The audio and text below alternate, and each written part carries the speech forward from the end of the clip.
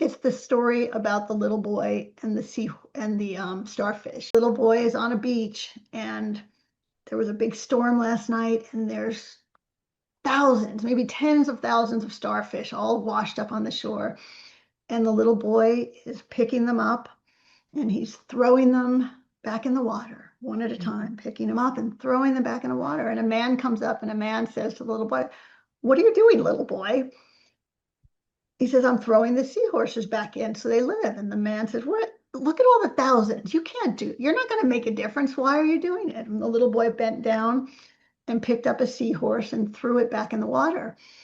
And the little boy looked at the man, and he said, "Well, I made a difference for that one." And when I was in Fiji on this retreat, it was called the World Changers Retreat.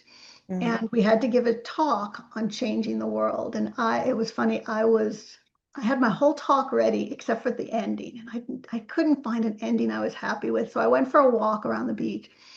And as I'm walking on the beach, I look down after hearing this story just a few days earlier. And there's this teeny little seahorse sitting there. And without even thinking, I bent it up and it was still alive, and I threw it in the water. And it Wow. was like, that's my story. But we never know what that ripple, that one act of kindness, that one book, that one God nudge that tells us to start this ministry, can change the world for one person or hundreds of thousands.